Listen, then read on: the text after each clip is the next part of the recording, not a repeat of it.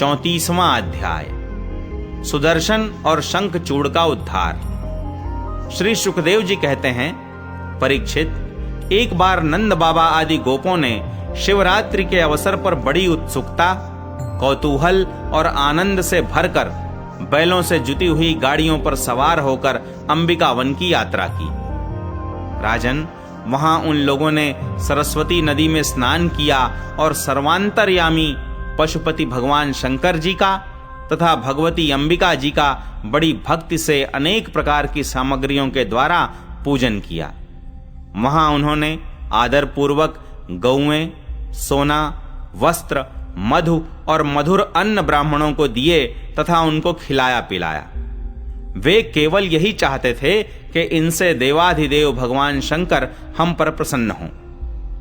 उस दिन परम भाग्यवान नंद सुनंद आदि गोपों ने उपवास कर रखा था, इसलिए वे लोग केवल जल पीकर रात के समय सरस्वती नदी के तट पर ही बेखटके सो गए। उस अंबिका वन में एक बड़ा भारी अजगर रहता था। उस दिन वह भूखा भी बहुत था। दैववश वह उधर ही आ निकला और उसने सोए हुए नंद जी को पकड़ लिया। अजगर के पकड़ लेने पर नंद राय जी चिल्लाने लगे, बेटा कृष्ण, कृष्ण, दौड़ो दौड़ो, देखो बेटा, यह अजगर मुझे निगल रहा है। मैं तुम्हारी शरण में हूं, जल्दी मुझे इस संकट से बचाओ। नंद बाबा का चिल्लाना सुनकर सब के सब गोप यकायक उठ खड़े हुए और उन्हें अजगर के मुंह में देखकर घबरा गए। अब वे लुकाठियों अर्थात अधजली लकड़ियों से उस अजगर को मारने लगे, किंतु लुकाठियों से मारे जाने और जलने पर भी अजगर ने नंद बाबा को छोड़ा नहीं। इतने में ही भक्त वत्सल भगवान श्री कृष्ण ने वहां पहुंचकर अपने चरणों से उस अजगर को छू दिया। भगवान के श्री चरणों का स्पर्श होते ही अजगर के सारे अशुभ भस्म हो गए और वह उसी क्षण अजगर का शरीर छोड़कर विद्याधरार्चित सर्वांग सुंदर रूपवान बन गया। उस पुरुष के शरीर से दिव्य ज्योति निकल रही थी। वह सोने के हार पहने हुए था। जब वह प्रणाम करने के बाद हाथ जोड़कर भगवान के सामने खड़ा हो गया, तब उन्होंने उससे पूछा, तुम कौन हो? तुम्हारे अंग अंग से सुंदरता फूटी पड़ती है। तुम देखने में बड़े अद्भुत जान पड़ते हो। तुम्हें यह अत्यंत निंदनीय अजगर योनि क्यों प्राप्त हुई थी? अवश्य ही तुम्हें विवश होकर इसमें आना पड़ा होगा। अजगर के शरीर से निकला हुआ पुरुष बोला, भगवन, मैं पहले एक विद्याधर था। मेरा नाम था सुदर्शन। मेरे पास सौंदर्य तो था ही, लक्ष्मी भी बहुत थी। इससे मैं विमान पर चढ़कर यहां से वहां घूमता रहता था। एक दिन मैंने अंगिरा गोत्र के कुरूप ऋषियों को देखा। अपने सौंदर्य के घमंड से मैंने उनकी हंसी उड़ाई। मेरे इस अपराध से कुपित होकर उन लोगों ने मुझे अजगर योनि में जाने का शाप दे दिया। यह मेरे पापों का ही फल था। उन कृपालु ऋषियों ने अनुग्रह के लिए ही मुझे शाप दिया था, क्योंकि यह उसी का प्रभाव है कि आज चराचर के गुरु स्वयं आपने अपने चरण कमलों से मेरा स्पर्श किया है। इससे मेरे सारे अशुभ नष्ट हो गए। समस्त पापों का नाश करने वाले प्रभो, जो लोग जन्म मृत्यु रूप संसार से भयभीत होकर आपके चरणों की शरण ग्रहण करते हैं, उन्हें आप समस्त भयों से मुक्त कर देते हैं। अब मैं आपके श्री चरणों के स्पर्श से शाप से छूट गया हूं और अपने लोक में जाने की अनुमति चाहता हूं। भक्तवत्सल, महायोगेश्वर पुरुषोत्तम, मैं आपकी शरण में हूं। इंद्रादि समस्त लोकेश्वरों के परमेश्वर, स्वयं प्रकाश परमात्मन, मुझे आज्ञा दीजिए। अपने स्वरूप में नित्य निरंतर एकरस रहने वाले अच्युत, आपके दर्शन मात्र से मैं ब्राह्मणों के शाप से मुक्त हो गया। यह कोई आश्चर्य की बात नहीं है, क्योंकि जो पुरुष आपके नामों का उच्चारण करता है, वह अपने आप को और समस्त श्रोताओं को भी तुरंत पवित्र कर देता है। फिर मुझे तो आपने स्वयं अपने चरण कमलों से स्पर्श किया है, तब भला मेरी मुक्ति में क्या संदेह हो सकता है? इस प्रकार सुदर्शन ने भगवान श्री कृष्ण से विनती की, परिक्रमा की और प्रणाम किया। फिर उनसे आज्ञा लेकर वह अपने लोक में चला गया और नंद बाबा इस भारी संकट से छूट गए। राजन, जब व्रजवासियों ने भगवान श्री कृष्ण का यह अद्भुत प्रभाव देखा तब उन्हें बड़ा विस्मय हुआ। उन लोगों ने उस क्षेत्र में जो नियम ले रखे थे उनको पूर्ण करके वे बड़े आदर और प्रेम से श्री कृष्ण की उस लीला का गान करते हुए पुनः व्रज में लौट आए। एक दिन की बात है, अलौकिक कर्म करने वाले भगवान श्री कृष्ण और बलराम जी रात्रि के समय वन में गोपियों के साथ विहार कर रहे थे। भगवान श्री कृष्ण निर्मल पीतांबर और बलराम जी नीलांबर धारण किए हुए थे। दोनों के गले में फूलों के सुंदर सुंदर हार लटक रहे थे तथा शरीर में अंगराग सुगंधित चंदन लगा हुआ था और सुंदर सुंदर आभूषण पहने हुए थे। गोपियां बड़े प्रेम और आनंद से ललित स्वर में उन्हीं के गुणों का गान कर रही थीं। अभी अभी सायंकाल हुआ था। आकाश में तारे उग आए थे और चांदनी छिटक रही थी। बेला के सुंदर गंध से मतवाले होकर भौरे इधर उधर गुनगुना रहे थे तथा जलाशय में खिली हुई कुमुदनी की सुगंध लेकर वायु मंद मंद चल रही थी।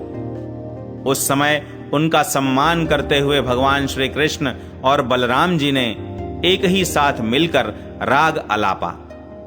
उनका राग आरोह अवरोह स्वरों के चढ़ाव उतार से बहुत ही सुंदर लग रहा था। वह जगत के समस्त प्राणियों के मन और कानों को आनंद से भर देने वाला था। उनका वह गान सुनकर गोपियां मोहित हो गईं। परीक्षित, उन्हें अपने शरीर की भी सुधि नहीं रही कि वे उस पर से खिसकते हुए वस्त्रों और चोटियों से बिखरते हुए पुष्पों को संभाल सकें। जिस समय बलराम और श्याम दोनों भाई इस प्रकार स्वच्छंद विहार कर रहे थे और उन्मत्त की भांति गा रहे थे, उसी समय वहां शंखचूड़ नामक एक यक्ष आया। वह कुबेर का अनुचर था। परीक्षित, दोनों भाइयों के देखते देखते वह उन गोपियों को लेकर बेखटके उत्तर की ओर भाग चला। जिनके एकमात्र स्वामी भगवान श्री कृष्ण ही हैं, वे गोपियां उस समय रो रो कर चिल्लाने लगीं।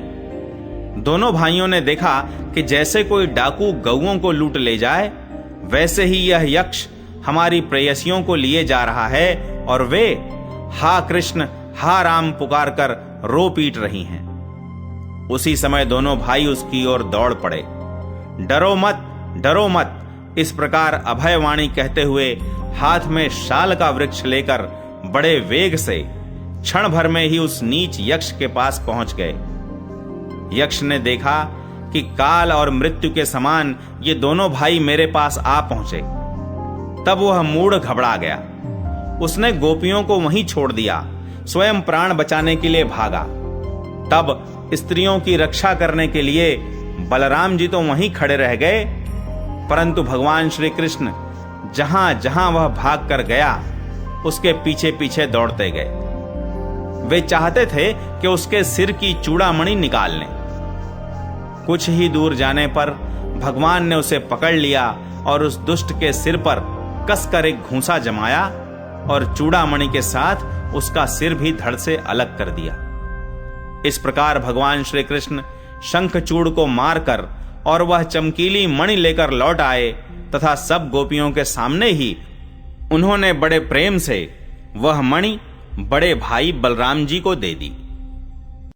35वां अध्याय युगल गीत। श्री सुखदेव जी कहते हैं, परीक्षित, भगवान श्री कृष्ण के गांवों को चराने के लिए प्रतिदिन वन में चले जाने पर उनके साथ गोपियों का चित्त भी चला जाता था। उनका मन श्री कृष्ण का चिंतन करता रहता और वे वाणी से उनकी लीलाओं का गान करती रहती। इस प्रकार वे बड़ी कठिनाई से अपना दिन बिताती। गोपियां आपस में कहती, अरे सखी, अपने प्रेमी जनों को प्रेम वितरण करने वाले और द्वेष करने वालों तक को मोक्ष दे देने वाले श्याम सुंदर नटनागर जब अपने बाएं कपोल को बाईं बाह की ओर लटका देते हैं और अपनी भौहें नचाते हुए बांसुरी को अधरों से लगाते हैं तथा अपनी सुकुमार अंगुलियों को उसके छेदों पर फिराते हुए मधुर तान छेड़ते हैं, उस समय सिद्ध पत्नियां आकाश में अपने पति सिद्ध गणों के साथ विमानों पर चढ़कर आ जाती हैं और उस तान को सुनकर अत्यंत ही चकित तथा विस्मित हो जाती हैं। पहले तो उन्हें अपने पतियों के साथ रहने पर भी चित्त की ये दशा देखकर लज्जा मालूम होती है, परंतु क्षण भर में ही उनका चित्त कामबार से बिंध जाता है। वे विवश और अचेत हो जाती हैं। उन्हें इस बात की भी सुधि नहीं रहती कि उनकी नीवी खुल गई है और उनके वस्त्र खिसक गए हैं। अरे गोपियों, तुम ये आश्चर्य की बात सुनो। ये नंद नंदन कितने सुंदर हैं। जब वे हंसते हैं तब हास्य रेखाएं हार का रूप धारण कर लेती हैं, शुभ्र मोती सी चमकने लगती हैं। अरे वीर, उनके वक्ष स्थल पर लहराते हुए हार में हास्य की किरणें चमकने लगती हैं। उनके वक्ष स्थल पर जो श्रीवत्स की सुनहली रेखा है, वो तो ऐसी जान पड़ती है मानो श्याम मेघ पर बिजली ही स्थिर रूप से बैठ गई हो। वे जब दुखी जनों को सुख देने के लिए, विरहियों के मृतक शरीर में प्राणों का संचार करने के लिए बांसुरी बजाते हैं, तब व्रज के झुंड बैल, गायें और हरिण उनके पास ही दौड़ आते हैं। केवल आते ही नहीं सखी, दांतों से चबाया हुआ घास का ग्रास उनके मुंह में ज्यों का त्यों पड़ा रह जाता है। वे उसे न निगल पाते और न तो उगल पाते हैं। दोनों कान खड़े करके इस प्रकार स्थिर भाव से खड़े हो जाते हैं मानो सो गए हैं या केवल भीत पर लिखे हुए चित्र हैं। उनकी ऐसी दशा होना स्वाभाविक ही है, क्योंकि ये बांसुरी की तान उनके चित्त को चुरा लेती है। हे सखी, जब वे नंद के लाडले लाल अपने सिर पर मोरपंख का मुकुट बांध लेते हैं, घुंघराली अलकों में फूल के गुच्छे खांस लेते हैं, रंगीन धातुओं से अपना अंग अंग रंग लेते हैं और नए नए पल्लवों से ऐसा वेश सजा लेते हैं जैसे कोई बहुत बड़ा पहलवान हो, और फिर बलराम जी तथा ग्वालवालों के साथ बांसुरी में गांवों का नाम ले लेकर उन्हें पुकारते हैं, उस समय प्यारी सखियों, नदियों की भी गति रुक जाती है। वे चाहती हैं कि वायु उड़ाकर हमारे प्रियतम के चरणों की धूलि हमारे पास पहुंचा दे और उसे पाकर हम निहाल हो जाएं। परंतु सखियों, वे भी हमारी ही जैसी मंदभागिनी हैं। जैसे नंद नंदन श्री कृष्ण का आलिंगन करते समय हमारी भुजाएं कांप जाती हैं और जड़ता रूप संचारी भाव का उदय हो जाने से हम अपने हाथों को हिला भी नहीं पाती, वैसे ही वे भी प्रेम के कारण कांपने लगती हैं। 2-4 बार अपनी तरंग रूप भुजाओं को कांपते कांपते उठाती तो अवश्य हैं, परंतु फिर विवश होकर स्थिर हो जाती हैं, प्रेमावेश से स्तंभित हो जाती हैं।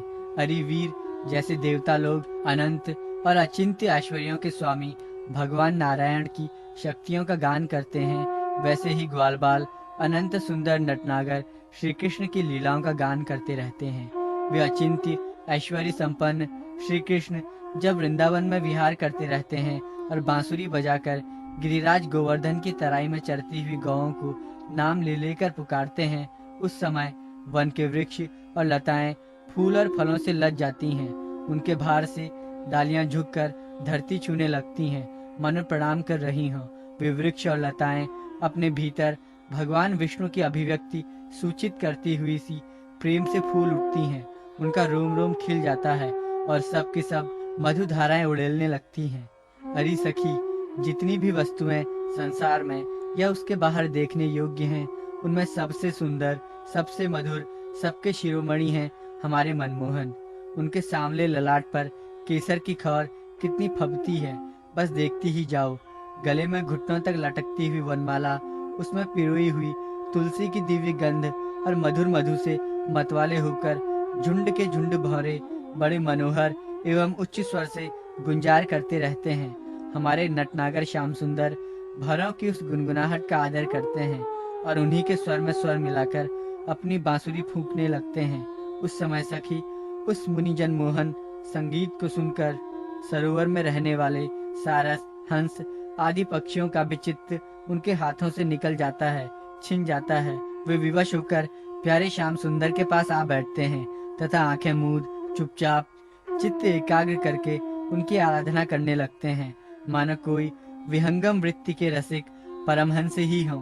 भला कहो तो ये कितने आश्चर्य की बात है। अरे व्रज देवियों, हमारे श्याम सुंदर जब पुष्पों के कुंडल बनाकर अपने कानों में धारण कर लेते हैं और बलराम जी के साथ गिरिराज के शिखरों पर खड़े होकर सारे जगत को हर्षित करते हुए बांसुरी बजाने लगते हैं। बांसुरी क्या बजाते हैं, आनंद में भरकर उसकी ध्वनि के द्वारा सारे विश्व का आलिंगन करने लगते हैं।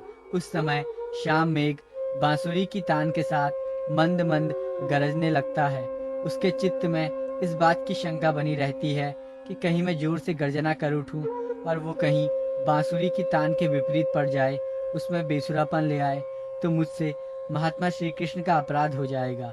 सखी, वो इतना ही नहीं करता, वो जब देखता है कि हमारे सखा घनश्याम को घाम लग रहा है, तब वो उनके ऊपर आकर छाया कर देता है, उनका छत्र बन जाता है। अरे वीर, वो तो प्रसन्न होकर बड़े प्रेम से उनके ऊपर अपना जीवन ही निछावर कर देता है। नन्ही नन्ही फूहियों के रूप में ऐसा बरसने लगता है मानो दिव्य पुष्पों की वर्षा कर रहा हो। कभी कभी बादलों की ओट में छिपकर देवता लोग भी पुष्प वर्षा कर जाया करते हैं। सती शिरोमणि यशोदा जी तुम्हारे सुंदर कुंवर ग्वाल बालों के साथ खेल खेलने में बड़े निपुण हैं। रानी जी, तुम्हारे लाडले लाल सबके प्यारे तो हैं ही, चतुर भी बहुत हैं। देखो, उन्होंने बांसुरी बजाना किसी से सीखा नहीं, अपने ही अनेकों प्रकार की राग रागिनियां उन्होंने निकाल ली। जब वे अपने बिंबा फल सदृश लाल लाल अधरों पर बांसुरी रखकर ऋषभ, निषाद आदि स्वरों की अनेक जातियां बजाने लगते हैं, उस समय वंशी की परम मोहिनी और नई तान सुनकर ब्रह्मा, शंकर और इंद्र आदि बड़े बड़े देवता भी जो सर्वज्ञ हैं उसे नहीं पहचान पाते। वे इतने मोहित हो जाते हैं कि उनका चित्त तो उनके रोकने पर भी उनके हाथ से निकलकर वंशी ध्वनि में तल्लीन हो ही जाता है। सिर भी झुक जाता है और वे अपनी सुध बुध खोकर उसी में तन्मय हो जाते हैं। अरे वीर, उनके चरण कमलों में ध्वजा, वज्र, कमल, अंकुश आदि के विचित्र और सुंदर सुंदर चिन्ह हैं। जब व्रजभूमि गांव के खुर से खुद जाती है, तब वे अपने सुकुमार चरणों से उसकी पीड़ा मिटाते हुए गजराज के समान मंद गति से आते हैं और बांसुरी भी बजाते रहते हैं।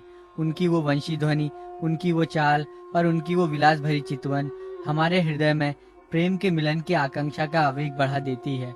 हम उस समय इतनी मुग्ध, इतनी मोहित हो जाती हैं कि हिलडुल तक नहीं सकती, मानो हम जड़ वृक्ष हों। हमें तो इस बात का भी पता नहीं चलता कि हमारा जूड़ा खुल गया है या बंधा है, हमारे शरीर पर का वस्त्र उतर गया है या है। अरे वीर, उनके गले में मणियों की माला बहुत ही भली मालूम होती है। तुलसी की मधुर गंध उन्हें बहुत ही प्यारी है, इसी से तुलसी की माला को तो वे कभी छोड़ते ही नहीं, सदा धारण किए रहते हैं। जब वे श्याम सुंदर उस मणियों की माला से गाँव की गिनती करते करते किसी प्रेमी सखा के गले में बाह डाल देते हैं और भाव बता बताकर बांसुरी बजाते हुए गाने लगते हैं, उस समय बजती हुई उस बांसुरी के मधुर स्वर से मोहित होकर कृष्णसार मृगों की पत्नी हरिणियां भी अपना चित्त उनके चरणों पर निछावर कर देती हैं। और जैसे हम गोपियां अपने घर गृहस्थी की आशा अभिलाषा छोड़कर गुणसागर नागर नंद नंदन को घेरे रहती हैं, वैसे ही वे भी उनके पास दौड़ आती हैं और वहीं एकटक देखते हुए खड़ी रह जाती हैं, लौटने का नाम भी नहीं लेती। नंद रानी यशोदा जी, वास्तव में तुम बड़ी पुण्यवती हो, तभी तो तुम्हें ऐसे पुत्र मिले हैं। तुम्हारे वे लाडले लाल बड़े प्रेमी हैं, उनका चित्त बड़ा कोमल है। वे प्रेमी सखाओं को तरह तरह से हास परिहास के द्वारा सुख पहुंचाते हैं। कुंदकली का हार पहनकर जब वे अपने को विचित्र वेश में सजा लेते हैं और ग्वाल बाल तथा गांवों के साथ यमुना जी के तट पर खेलने लगते हैं, उस समय मलय चंदन के समान शीतल और सुगंधित स्पर्श से मंद मंद अनुकूल बहकर वायु तुम्हारे लाल की सेवा करती है और गंधर्व आदि उपदेवता वंदी जनों के समान गा बजाकर उन्हें संतुष्ट करते हैं तथा अनेकों प्रकार की भेंटें देते हुए सब ओर से घेर कर उनकी सेवा करते हैं। अरे सखी, श्याम सुंदर व्रज की गौओं से बड़ा प्रेम करते हैं, इसलिए तो उन्होंने गोवर्धन धारण किया था। अब वे सब गौओं को लौटाकर आते ही होंगे। देखो, सायंकाल हो चला है, तब इतनी देर क्यों होती है सखी? रास्ते में बड़े बड़े ब्रह्मा आदि वयोवृद्ध और शंकर आदि ज्ञान वृद्ध उनके चरणों की वंदना जो करने लगते हैं। अब गाँव के पीछे पीछे बांसुरी बजाते हुए वे आते ही होंगे। ग्वाल बाल उनकी कीर्ति का गान कर रहे होंगे। देखो ना, ये क्या आ रहे हैं? गाँव के खुरों से उड़ उड़कर बहुत सी धूल वनमाला पर पड़ गई है।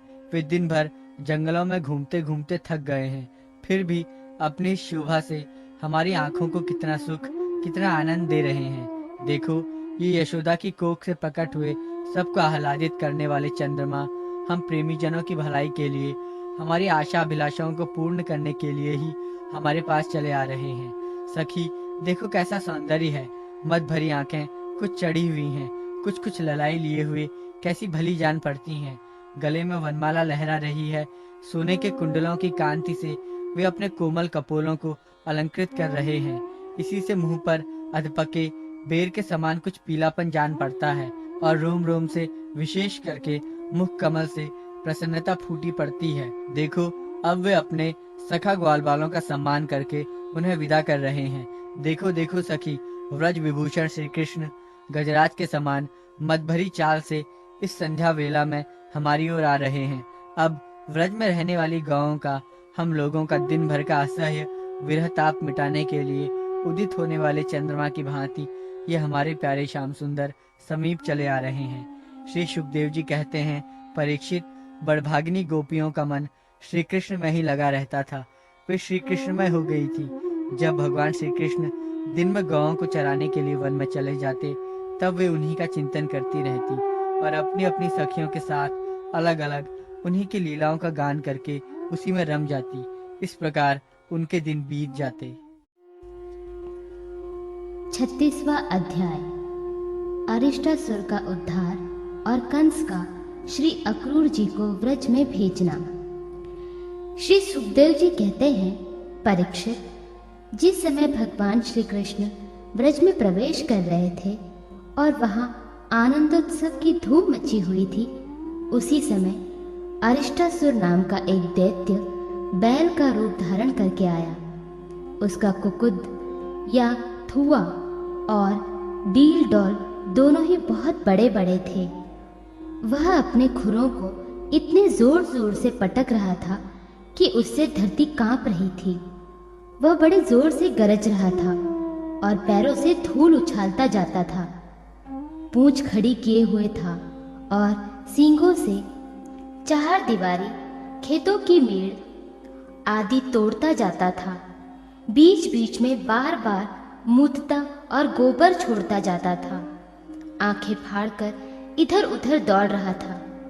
परीक्षित, उसके जोर से हकड़ने से, निष्ठुर गर्जना से भयवश स्त्रियों और गौओं के 3-4 महीने के गर्भ स्त्रवित हो जाते थे और 5-6 महीने के गिर जाते थे। और तो क्या कहूँ, उसके कुकदों को पर्वत समझकर बादल उस पर आकर ठहर जाते थे। परीक्षित, उस तीखे सींग वाले बैल को देखकर गोपियां और गोप सभी भयभीत हो गए। पशु तो इतने डर गए कि अपने रहने का स्थान छोड़कर भाग ही गए। उस समय सभी व्रजवासी श्री कृष्ण हमें इस भय से बचाओ, इस प्रकार पुकारते हुए भगवान श्री कृष्ण की शरण में आए। भगवान ने देखा कि अपना गोकुल अत्यंत भयातुर हो रहा है। तब उन्होंने डरने की कोई बात नहीं ये कहकर सबको ढाढ़स बंधाया और फिर वृषासुर को ललकारा। अरे मूर्ख, महादुष्ट, तू इन गौओं और ग्वालों को क्यों डरा रहा है? इससे क्या होगा? देख, तुझ जैसे दुरात्मा दुष्ट के बल का घमंड चूर चूर कर देने वाला यह मैं हूँ। इस प्रकार ललकार कर भगवान ने ताल ठोकी और उसे क्रोधित करने के लिए वे अपने एक सखा के गले में बांह डालकर खड़े हो गए। भगवान श्री कृष्ण की इस चुनौती से वह क्रोध के मारे तिलमिला उठा और अपने खुरों से बड़े जोर से छाती खोदता हुआ श्री कृष्ण की ओर झपटा। उस समय उसकी उठाई हुई पूंछ के धक्के से आकाश के बादल तितर बितर होने लगे। उसने अपने तीखे सिंग आगे कर लिए। लाल लाल आंखों से टकटकी लगाकर श्री कृष्ण की ओर टेढ़ी नजर से देखता हुआ वह उन पर इतने वेग से टूटा मानो इंद्र के हाथ से छोड़ा हुआ वज्र हो।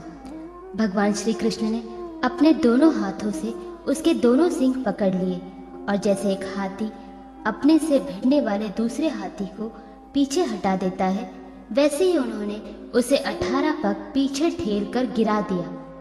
भगवान के इस प्रकार ठेल देने पर वह फिर तुरंत ही उठ खड़ा हुआ और क्रोध से अचेत होकर लंबी लंबी सांस छोड़ता हुआ फिर उन पर झपटा। उस समय उसका सारा शरीर पसीने से लथपथ हो रहा था।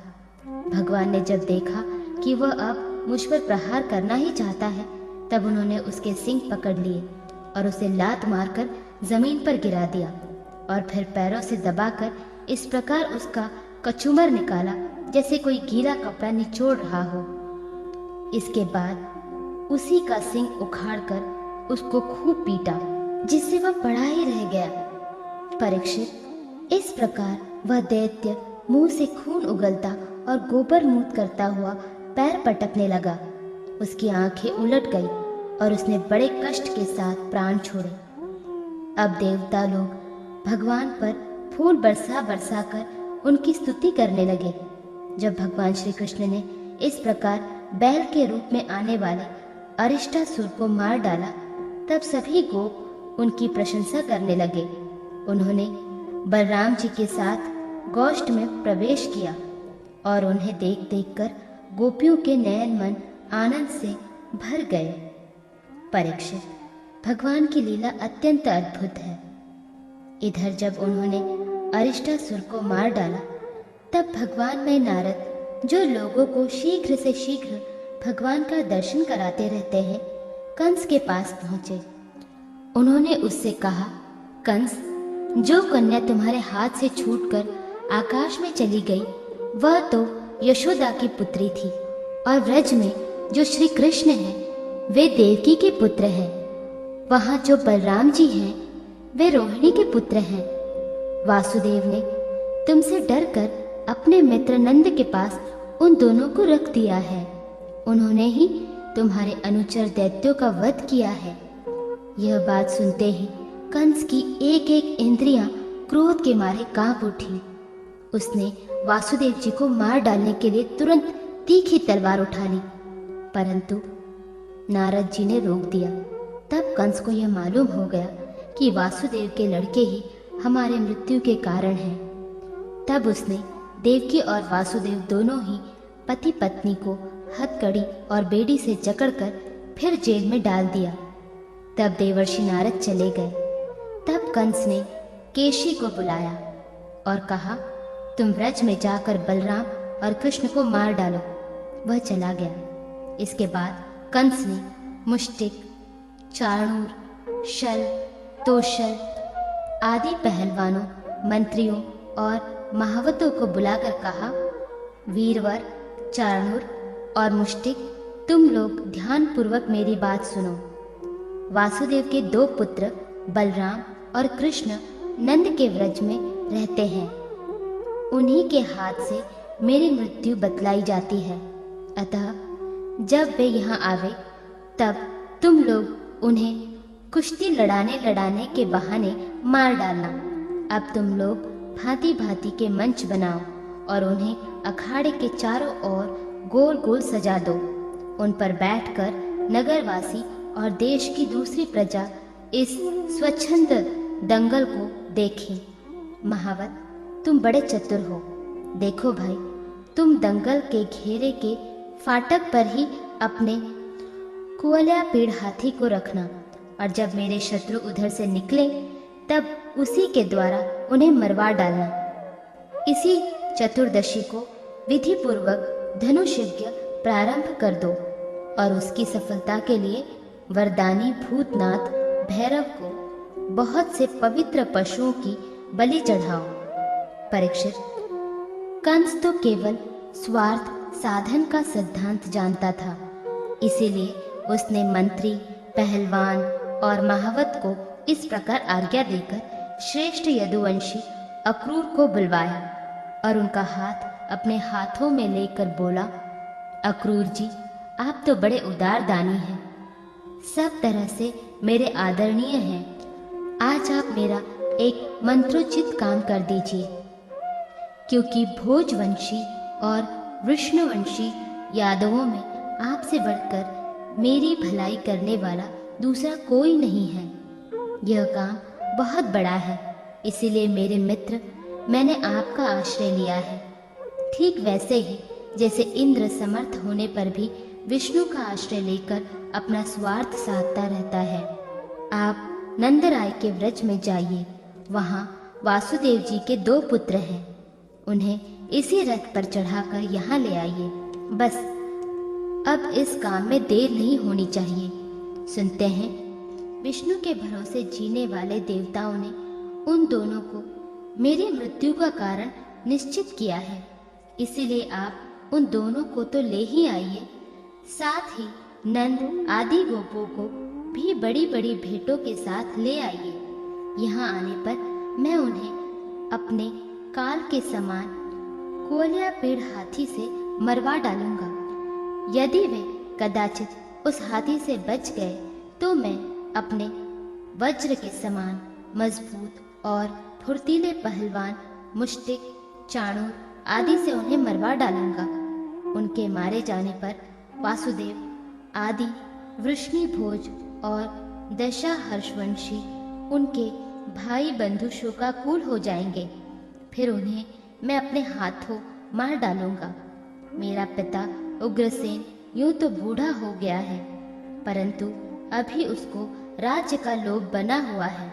यह सब कर चुकने के बाद मैं उसको, उसके भाई देवक को और दूसरे भी जो मुझसे द्वेष करने वाले हैं उन सबको तलवार के घाट उतार दूंगा।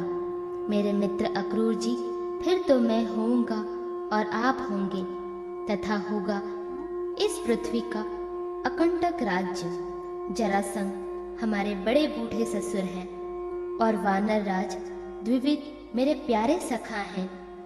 शंबरासुर, नरकासुर और बाणासुर ये तो मुझसे मित्रता करते ही हैं, मेरा मुंह देखते रहते हैं। इन सब की सहायता से मैं देवताओं के पक्षपाती नरपतियों को मारकर पृथ्वी का अकंटक राज्य भोगूंगा।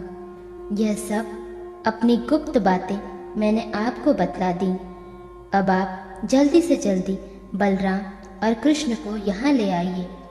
अभी तो वे बच्चे ही हैं, उनको मार डालने में क्या लगता है। उनसे केवल इतनी ही बात कहिएगा कि वे लोग धनुष यज्ञ के दर्शन और यदुवंशियों की राजधानी मथुरा की शोभा देखने के लिए यहाँ आ जाएं। अक्रूर जी ने कहा, महाराज, आप अपनी मृत्यु, अपना अरिष्ट दूर करना चाहते हैं, इसलिए आपका ऐसा सोचना ठीक ही है। मनुष्य को चाहिए कि चाहे सफलता हो या असफलता, दोनों के प्रति समभाव रखकर अपना काम करता जाए। फल तो प्रयत्न से नहीं, दैवी प्रेरणा से मिलते हैं। मनुष्य बड़े बड़े मनोरथों के पुल बांधता रहता है, परंतु वह यह नहीं जानता कि देव ने, प्रारब्ध ने इसे पहले से ही नष्ट कर रखा है। यही कारण है कि अभी प्रारब्ध के अनुकूल होने पर प्रयत्न सफल हो जाता है तो वह हर्ष से फूल उठता है, और प्रतिकूल होने पर विफल हो जाता है तो शोकग्रस्त हो जाता है। फिर भी मैं आपकी आज्ञा का पालन तो कर ही रहा हूँ। श्री सुखदेव जी कहते हैं कि कंस ने मंत्रियों को और अक्रूर जी को इस प्रकार की आज्ञा देकर सबको विदा कर दिया। तदनंतर वह अपने महल में चला गया और अक्रूर जी अपने घर लौट आए। 37वां अध्याय, केशी और व्योमासुर का उद्धार तथा नारद जी के द्वारा भगवान की स्तुति। श्री सुखदेव जी कहते हैं, परीक्षित, कंस ने जिस केशी नामक दैत्य को भेजा था वह बड़े भारी घोड़े के रूप में मन के समान वेग से दौड़ता हुआ ब्रज में आया। वह अपनी टापों से धरती खोदता आ रहा था। उसकी गर्दन के छितराए हुए बालों के झटके से आकाश के बादल और विमानों की भीड़ तितर बितर हो रही थी। उसकी भयानक हिनहिनाहट से सब के सब भय से कांप रहे थे। उसकी बड़ी बड़ी आंखें थी, मुंह क्या था मानो किसी वृक्ष का खोडर ही हो। उसे देखने से ही डर लगता था। बड़ी मोटी गर्दन थी, शरीर इतना विशाल था कि मालूम होता था काली काली बादल की घटा हो। उसकी नीयत में पाप भरा था। वह कृष्ण को मारकर अपने स्वामी कंस का हित करना चाहता था। उसके चलने से भूकंप होने लगता था। भगवान श्री कृष्ण ने देखा कि उसकी हिनहिनाहट से उनके आश्रित रहने वाला गोकुल भयभीत हो रहा है और उसकी पूंछ के बालों से बादल तितर बितर हो रहे हैं तथा वह लड़ने के लिए उनको ढूंढ भी रहा है। तब वे बढ़कर उसके सामने आ गए और उन्होंने सिंह के समान गरज कर उसे ललकारा। भगवान को सामने आया देख वह और भी चिढ़ गया तथा उनकी ओर इस प्रकार मुंह फैलाकर दौड़ा मानो आकाश को पी जाएगा। परीक्षित, सचमुच केशी का वेग बड़ा प्रचंड था। उस पर विजय पाना तो कठिन था ही, उसे पकड़ लेना भी आसान नहीं था। उसने भगवान के पास पहुंचकर दुलत्ती झाड़ी, परंतु भगवान ने उससे अपने को बचा लिया। भला वह इंद्रियातीत को कैसे मार पाता। उन्होंने अपने दोनों हाथों से उसके दोनों पिछले पैर पकड़ लिए और जैसे गरुड़ सांप को पकड़कर झटक देता है, उसी प्रकार क्रोध से उसे घुमाकर बड़े अपमान के साथ 400 हाथ की दूरी पर फेंक दिया और स्वयं अकड़कर खड़े हो गए। थोड़ी ही देर के बाद केशी फिर सचेत हो गया और उठ खड़ा हुआ। इसके बाद वह क्रोध से तिलमिलाकर और मुंह फाड़कर बड़े वेग से भगवान की ओर झपटा। उसको दौड़ते देख भगवान मुस्कुराने लगे। उन्होंने अपना बायां हाथ उसके मुंह में इस प्रकार डाल दिया जैसे सर्प बिना किसी आशंका के अपने बिल में घुस जाता है। परीक्षित, भगवान का अत्यंत कोमल कर कमल भी उस समय ऐसा हो गया मानो तपाया हुआ लोहा हो। उसका स्पर्श होते ही केशी के दांत टूट टूट कर गिर गए और जैसे जलोदर रोग उपेक्षा कर देने पर बहुत बढ़ जाता है, वैसे ही श्री कृष्ण का भुजदंड उसके मुंह में बढ़ने लगा। अचिंत्य शक्ति भगवान श्री कृष्ण का हाथ उसके मुंह में इतना बढ़ गया कि उसकी सांस के भी आने जाने का मार्ग न रहा। अब तो दम घुटने के कारण वह पैर पीटने लगा। उसका शरीर पसीने से लथपथ हो गया। आंखों की पुतली उलट गई। वह मल त्याग करने लगा। थोड़ी ही देर में उसका शरीर निचेष्ट होकर पृथ्वी पर गिर पड़ा तथा उसके प्राण पखेरु उड़ गए। उसका निष्प्राण शरीर फूला हुआ होने के कारण गिरते ही पकी ककड़ी की तरह फट गया। महाबाहु भगवान श्री कृष्ण ने उसके शरीर से अपनी भुजा खींच ली। उन्हें इससे कुछ भी आश्चर्य या गर्व नहीं हुआ। बिना प्रयत्न के ही शत्रु का नाश हो गया। देवताओं को अवश्य ही इससे बड़ा आश्चर्य हुआ। वे प्रसन्न होकर भगवान के ऊपर पुष्प बरसाने और उनकी स्तुति करने लगे। परीक्षित, देवर्षि नारद जी भगवान के परम प्रेमी और समस्त जीवों के सच्चे हितैषी हैं। कंस के यहाँ से लौटकर वे अनायास ही अद्भुत कर्म करने वाले भगवान श्री कृष्ण के पास आए और एकांत में उनसे कहने लगे, सच्चिदानंद स्वरूप श्री कृष्ण, आपका स्वरूप मन और वाणी का विषय नहीं है। आप योगेश्वर हैं। सारे जगत का नियंत्रण आप ही करते हैं। आप सबके हृदय में निवास करते हैं और सब के सब आपके हृदय में निवास करते हैं। आप भक्तों के एकमात्र वंशनीय यदुवंश शिरोमणि और हमारे स्वामी हैं। जैसे एक ही अग्नि सभी लकड़ियों में व्याप्त रहती है, वैसे एक ही आप समस्त प्राणियों की आत्मा है। आत्मा के रूप में होने पर भी आप अपने को छिपाए रखते हैं, क्योंकि आप पंचकोश रूप गुफाओं के भीतर रहते हैं। फिर भी पुरुषोत्तम के रूप में, सबके नियंता के रूप में और सबके साक्षी के रूप में आपका अनुभव होता ही है। प्रभु, आप सबके अधिष्ठान और स्वयं अधिष्ठान रहित हैं। अपने सृष्टि के प्रारंभ में अपनी माया से ही गुणों की सृष्टि की। उन गुणों को ही स्वीकार करके आप जगत की उत्पत्ति, स्थिति और प्रलय करते रहते हैं। यह सब करने के लिए आपको अपने से अतिरिक्त और किसी भी व्यक्ति की आवश्यकता नहीं है, क्योंकि आप सर्वशक्तिमान और सत्य संकल्प हैं। वहीं आप दैत्य, प्रमथ और राक्षसों का, जिन्होंने आजकल राजाओं का वेश धारण कर रखा है, विनाश करने के लिए तथा धर्म की मर्यादाओं की रक्षा करने के लिए यदुवंश में अवतीर्ण हुए हैं। यह बड़े आनंद की बात है कि आपने खेल ही खेल में घोड़े के रूप में रहने वाले इस केशी दैत्य को मार डाला। इसके हिनहिनाहट से डरकर देवता लोग अपना स्वर्ग छोड़कर भाग जाया करते थे। प्रभु, अब परसों में आपके हाथों चाणू, मस्तिष्क, दूसरे पहलवान, कुंवर या पीड़, हाथी और स्वयं कंस को भी मरते देखूंगा। उसके बाद शणासुर, काल्यवन, मूर और नरकासुर वध देखूंगा। आप स्वर्ग से कल्प वृक्ष उखाड़ लाएंगे और इंद्र के ची चपड़ करने पर उनको उसका मजा चखाएंगे।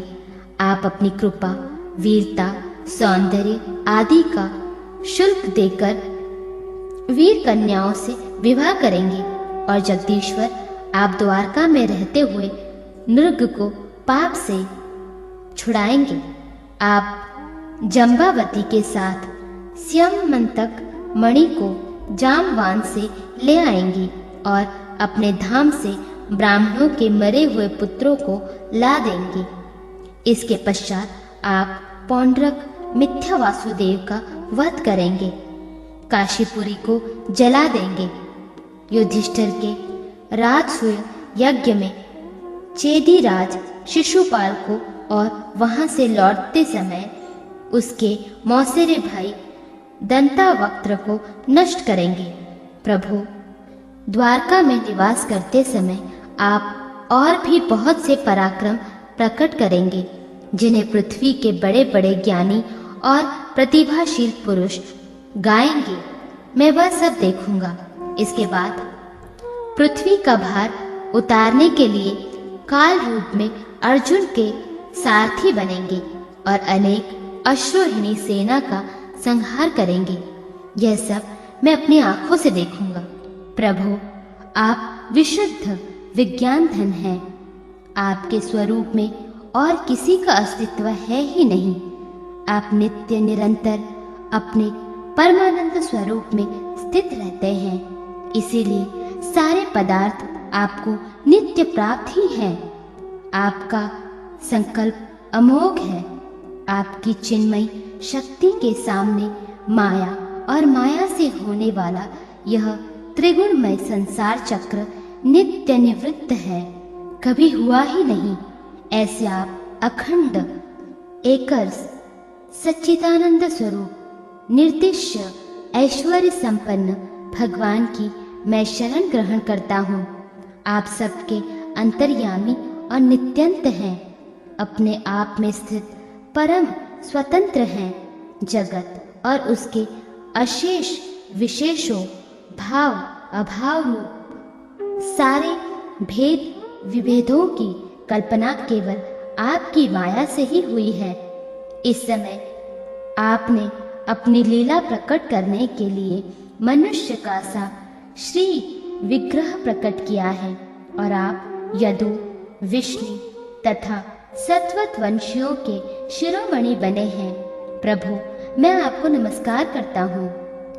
श्री सुखदेव जी कहते हैं, परीक्षित, भगवान के परम प्रेमी भक्त देवर्षि नारद जी ने इस प्रकार भगवान की स्तुति और प्रणाम किया। भगवान के दर्शन के आह्लाद से नारद जी का रोम रोम खिल उठा। तदनंतर उनकी आज्ञा प्राप्त करके वे चले गए। इधर भगवान श्री कृष्ण केशी को लड़ाई में मारकर फिर अपने प्रेमी एवं प्रसन्न चित्त ग्वाल बालकों के साथ पूर्ववत पशुपालन के काम में लग गए तथा ब्रजवासियों को परमानंद वितरण करने लगे। एक समय वे सब ग्वाल बाल पहाड़ी की चोटियों पर गाय आदि पशुओं को चरा रहे थे तथा कुछ चोर और कुछ राक्षस बनकर छिपने छिपाने का लुका लुकी का खेल खेल रहे थे। राजन, उन लोगों में से कुछ तो चोर और कुछ राक्षस तथा कुछ भेड़ बन गए थे। इस प्रकार वे निर्भय होकर खेल में रम गए थे। उसी समय ग्वाला का वेश धारण करके व्योमासुर वहां आया। वह मायावी के आचार्य मायासुर का पुत्र था और स्वयं भी बड़ा मायावी था। वह खेल में बहुधा चोर ही बनता और भेड़ बने हुए बहुत से बालकों को चुराकर छिपा आता। वह महान असुर बार बार उन्हें ले जाकर एक पहाड़ी की गुफा में डाल देता और उनका दरवाजा एक बड़ी चट्टान से ढक देता। इस प्रकार ग्वाल बालों में केवल 4-5 बालक ही बच रहे। भक्तवत्सल्य भगवान उसकी यह करतूत जान गए। जिस समय वह ग्वाल बालकों को लिए जा रहा था, उसी समय उन्होंने जैसे सिंह भेड़िए को दबोच ले, उसी प्रकार उसे धर दबाया। व्योमासुर बड़ा बली था। उसने पहाड़ के समान अपना असली रूप प्रकट कर दिया और चाहा कि अपने को छुड़ा ले, परंतु भगवान ने उसको इस प्रकार अपने शिकंजे में फांस लिया था कि वह अपने को छुड़ा न सका। तब भगवान श्री कृष्ण ने अपने दोनों हाथों से जकड़कर उसे भूमि पर गिरा दिया और पशु की भांति गला घोंटकर मार डाला। देवता लोग विमानों पर चढ़कर उसकी यह लीला देख रहे थे। अब भगवान श्री कृष्ण ने गुफा के द्वार पर लगे हुए चट्टानों के पेहन तोड़ डाले और ग्वाल बालकों को उस संकटपूर्ण स्थान से निकाल लिया। बड़े बड़े देवता और ग्वाल बाला उनकी स्तुति करने लगे और भगवान श्री कृष्ण ब्रज में चले आए। 38वां अध्याय। श्री सुखदेव जी कहते हैं, परीक्षित, महामती अक्रूर जी भी वह रात मथुरापुरी में बिताकर प्रातःकाल होते ही रथ पर सवार हुए और नंद बाबा के गोकुल की ओर चल दिए। परम भाग्यवान अक्रूर जी ब्रज की यात्रा करते समय मार्ग में कमल नयन भगवान श्री कृष्ण की परम प्रेम मय भक्ति से परिपूर्ण हो गए। वे इस समय सोचने लगे, मैंने ऐसा कौन सा शुभ कार्य किया है, ऐसी कौन सी श्रेष्ठ तपस्या की है, अथवा किसी सत्पात्र को ऐसा कौन सा महत्वपूर्ण दान किया है जिसके फल स्वरूप आज मैं भगवान श्री कृष्ण के दर्शन करूंगा। मैं बड़ा विषयी हूँ। ऐसी स्थिति में बड़े बड़े सात्विक पुरुष भी जिनके गुणों का ही गान करते रहते हैं, दर्शन नहीं कर पाते। उन भगवान के दर्शन मेरे लिए अत्यंत दुर्लभ हैं। ठीक वैसे ही जैसे शूद्र कुल के बालक के लिए वेदों का कीर्तन, परंतु नहीं, मुझ अधम को भी भगवान श्री कृष्ण के दर्शन होंगे ही, क्योंकि जैसे नदी में बहते हुए तिनके कभी कभी इस पार से उस पार लग जाते हैं, वैसे ही समय के प्रवाह से भी कहीं कोई इस संसार सागर को पार कर सकता है। अवश्य ही आज मेरे सारे अशुभ नष्ट हो गए। आज मेरा जन्म सफल हो गया, क्योंकि आज मैं भगवान के उन चरण कमलों में साक्षात नमस्कार करूंगा जो बड़े बड़े योगी यतियों के भी केवल ध्यान के ही विषय हैं। अहो, कंस ने तो आज मेरे ऊपर बड़ी ही कृपा की है। उसी कंस के भेजने से मैं इस भूतल पर अवतीर्ण स्वयं भगवान के चरण कमलों के दर्शन पाऊंगा, जिनके नख मंडल की कांति का ध्यान करके पहले युगों के ऋषि महर्षि इस अज्ञान रूप अपार अंधकार राशि को पार कर चुके हैं। स्वयं वही भगवान तो अवतार ग्रहण करके प्रकट हुए हैं। ब्रह्मा, शकर, इंद्र आदि बड़े बड़े देवता जिन चरण कमलों की उपासना करते रहते हैं, स्वयं भगवती लक्ष्मी एक क्षण के लिए भी जिनकी सेवा नहीं छोड़ती, प्रेमी भक्तों के साथ बड़े बड़े ज्ञानी भी जिनकी आराधना में संलग्न रहते हैं, भगवान के वे ही चरण कमल गौओं के चराने के लिए ग्वाल बालों के साथ वन वन में विचरते हैं। वे ही सुर मुनि वंदित श्री चरण गोपियों के वक्ष स्थल पर लगी हुई केसर से रंग जाते हैं, चिन्हित हो जाते हैं। मैं अवश्य उनका दर्शन करूंगा। मरकतमणि के समान सुसिग्न कांतिमान उनके कोमल कपोल हैं। तोते की ठोर के समान नुकीली नासिका है। होठों पर मंद मंद मुस्कान, प्रेम भरी चितवन, कोमल से कोमल रत्नारे लोचन और कपोलों पर घुंघराली अलके लटक रही हैं। मैं प्रेम और मुक्ति के परम दानी श्री मुकुंद के उस मुख कमल का आज अवश्य दर्शन करूंगा, क्योंकि हरिण मेरी दाई ओर से निकल रहे हैं। भगवान विष्णु पृथ्वी का भार उतारने के लिए स्वेच्छा से मनुष्य की सी लीला कर रहे हैं। वे संपूर्ण लावण्य के धाम हैं, सौंदर्य की मूर्तिमान निधि हैं। आज मुझे उन्हीं का दर्शन होगा, अवश्य होगा। आज मुझे सहज में ही आंखों का फल मिल जाएगा। भगवान इस कार्य कारण रूप जगत के दृष्टा मात्र हैं, और ऐसा होने पर भी दृष्टापन का अहंकार उन्हें छू तक नहीं गया है। उनकी चिन्मयी शक्ति से अज्ञान के कारण होने वाला भेद भ्रम अज्ञान सहित दूर से ही निरस्त रहता है।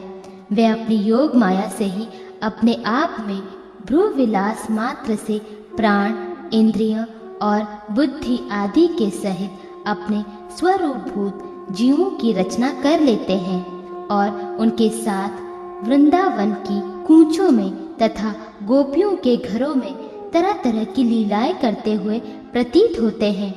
जब समस्त पापों के नाशक उनके परम मंगलमय गुण, कर्म और जन्म की लीलाओं से युक्त होकर वाणी उनका गान करती है, तब उस गान से संसार में जीवन की स्फूर्ति होने लगती है, शोभा का संचार हो जाता है।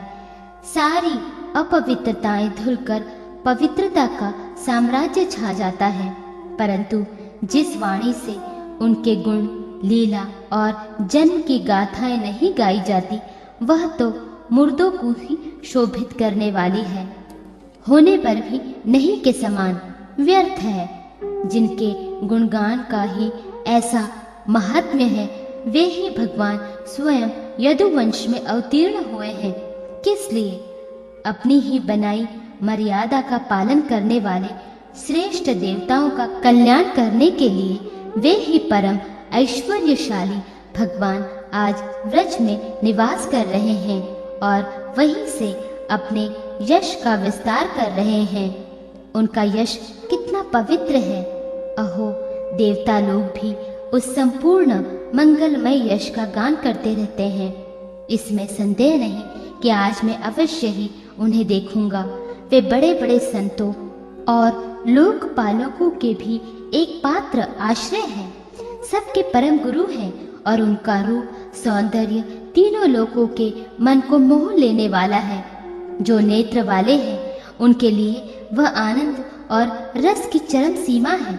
इसी से स्वयं लक्ष्मी जी भी, जो सौंदर्य की अधीश्वरी है, उन्हें पाने के लिए ललकती रहती हैं। हाँ, तो मैं उन्हें अवश्य देखूंगा, क्योंकि आज मेरा मंगल प्रभात है। आज मुझे प्रातः काल से ही अच्छे अच्छे शकुन दिख रहे हैं। जब मैं उन्हें देखूंगा, तब सर्वश्रेष्ठ पुरुष बलराम तथा श्री कृष्ण के चरणों में नमस्कार करने के लिए तुरंत रथ से कूद पड़ूंगा, उनके चरण पकड़ लूंगा। ओह, उनके चरण कितने दुर्लभ हैं।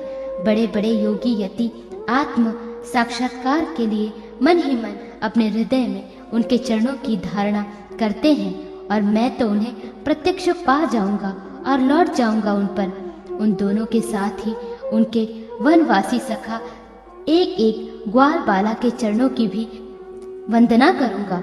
मेरे अहो भाग्य, जब मैं उनके चरण कमलों में गिर जाऊंगा, तब क्या वे अपना कर कमल मेरे सिर पर रख देंगे? उनके वे कर कमल उन लोगों को सदा के लिए अभयदान दे चुके हैं, जो काल रूपी सांप के भय से अत्यंत घबराकर उनकी शरण चाहते और शरण में आ जाते हैं। इंद्र तथा दैत्यराज बलि ने भगवान के उन्हीं कर कमलों में पूजा की भेंट समर्पित करके तीनों लोगों का प्रभुत्व इंद्र पद प्राप्त कर लिया।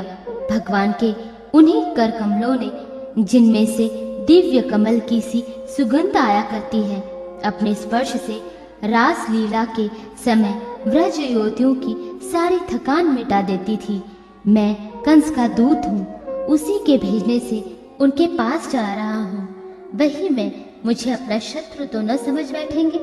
राम राम, वे ऐसा कदापि नहीं समझ सकते, क्योंकि वे निर्विकार हैं, सम हैं, अच्युत्य हैं, सारे विश्व के साक्षी हैं, सर्वाज्ञ हैं। वे चित्त के बाहर भी हैं और भीतर भी हैं। वे क्षेत्रज्ञ रूप से स्थित होकर अंत कारण की एक एक चेष्टा को अपनी निर्मल ज्ञान दृष्टि के द्वारा देखते रहते हैं। तब मेरी शंका व्यर्थ है। अवश्य ही मैं उनके चरणों में हाथ जोड़कर विनती भाव से खड़ा हो जाऊंगा। वे मुस्कुराते हुए दया भरी स्निग्ध दृष्टि से मेरी ओर देखेंगे।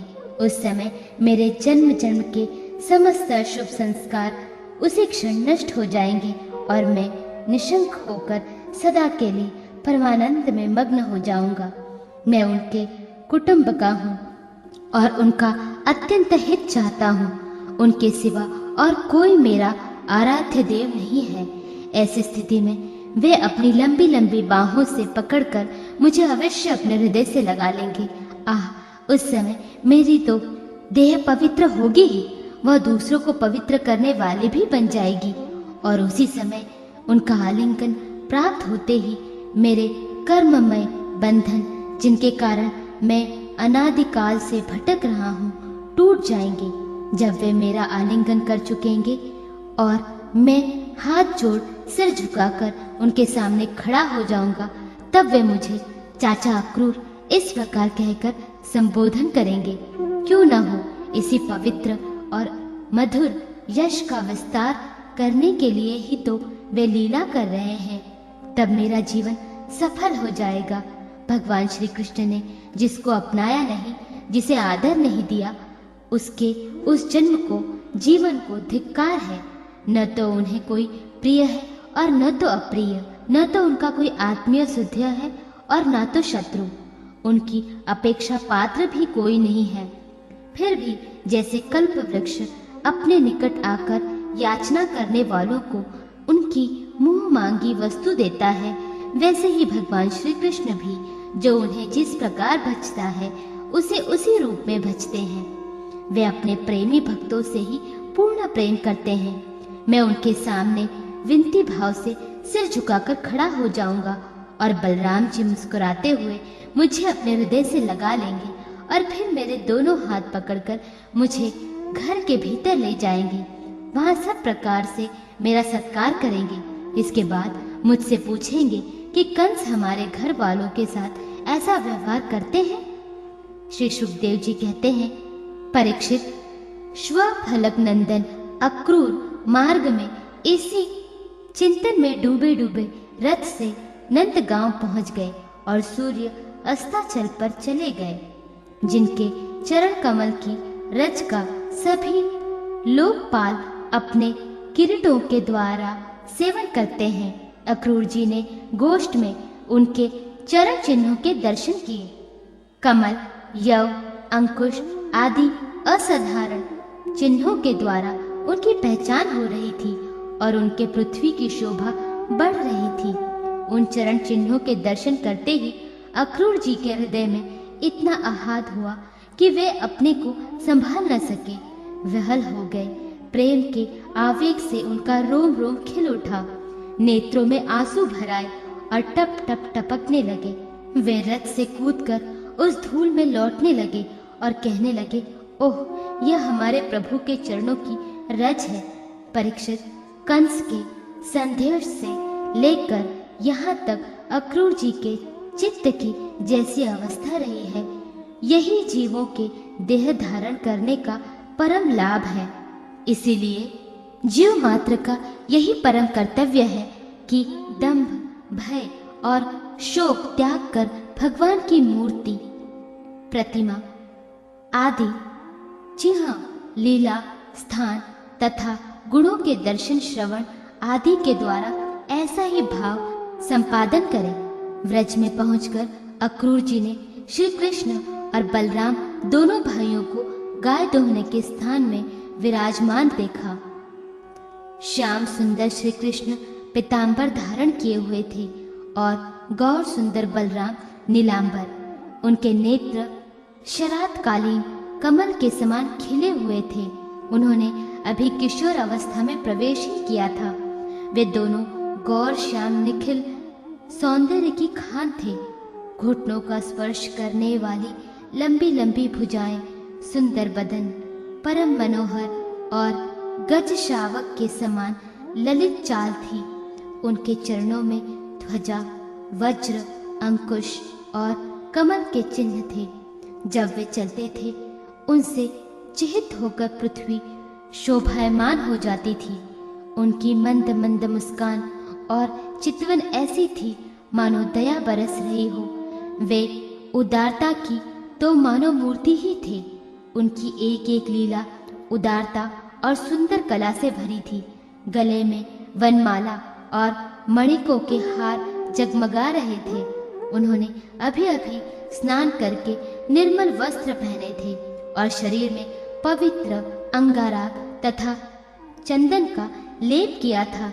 परीक्षित, अक्रूर ने देखा कि जगत के आदि कारण, जगत के परम पति पुरुषोत्तम ही संसार की रक्षा के लिए अपने संपूर्ण अंशों से बलराम जी और श्री कृष्ण के रूप में अवतीर्ण होकर अपने अंग कांति से दिशाओं का अंधकार दूर कर रहे हैं। वे ऐसे भले मालूम होते थे जैसे सोने से मढ़े हुए मरकतमणि और चांदी के पर्वत जगमगा रहे हो। उन्हें देखते ही अक्रूर जी प्रेमावेग से अधीर होकर रथ से कूद पड़े और भगवान श्री कृष्ण तथा बलराम के चरणों के पास साष्टांग लौट गए। परीक्षित, भगवान के दर्शन से उन्हें इतना आह्लाद हुआ कि उनके नेत्र आंसू से सर्वार्थ भर गए। सारे शरीर में पुलकावली छा गई। उत्कंठावश गला भर आने के कारण वे अपना नाम भी न बतला सके। शरणागत वत्सल्य भगवान श्री कृष्ण उनके मन का भाव जान गए। उन्होंने बड़ी प्रसन्नता से चक्रांकित हाथों के द्वारा उन्हें खींचकर उठाया और हृदय से लगा लिया। इसके बाद जब वे परम मनस्वी बलराम जी के सामने विनीत भाव से खड़े हो गए, तब उन्होंने उनको गले लगा लिया और उनका एक हाथ श्री कृष्ण ने पकड़ा तथा दूसरा बलराम जी ने। दोनों भाई उन्हें घर ले गए। घर ले जाकर भगवान ने उनका बड़ा स्वागत सत्कार किया। कुशल मंगल पूछकर श्रेष्ठ आसन पर बैठाया और विधि पूर्वक उनके पांव पखारकर मधु पर्क, शहद मिला हुआ दही आदि पूजा की सामग्री भेंट की। इसके बाद भगवान ने अतिथि अक्रूर जी को एक गाय दी और पैर दबाकर उनकी थकावट दूर की तथा बड़े आदर एवं श्रद्धा से उन्हें पवित्र और अनेक गुणों से युक्त अन्न का भोजन कराया। जब वे भोजन कर चुके तब धर्म के परम मर्मज्ञ भगवान बलराम जी ने बड़े प्रेम से मुखवास और सुगंधित माला आदि देकर उन्हें अत्यंत आनंदित किया। इस प्रकार सत्कार हो चुकने पर नंद राय जी ने उनके पास आकर पूछा, अक्रूर जी, आप लोग निर्दयी कंस के जीते जी किस प्रकार अपने दिन काटते हैं? अरे, उसके रहते आप लोगों की वही दशा है जो कसई द्वारा पाली हुई भेड़ों की होती है। जिस इंद्रायाराम पापी ने अपनी बिलखती हुई बहन के नन्हे नन्हे बच्चों को मार डाला, आप लोग उसकी प्रजा हैं, फिर आप सुखी हैं? यह अनुमान तो हम कर ही कैसे सकते हैं? अक्रूर जी ने नंद बाबा से पहले ही कुशल मंगल पूछ लिया था। जब इस प्रकार नंद बाबा ने मधुर वाणी से अक्रूर जी से कुशल मंगल पूछा और उनका सम्मान किया, तब अक्रूर जी के शरीर में रास्ता चलने की जो कुछ थकावट थी वह सब दूर हो गई।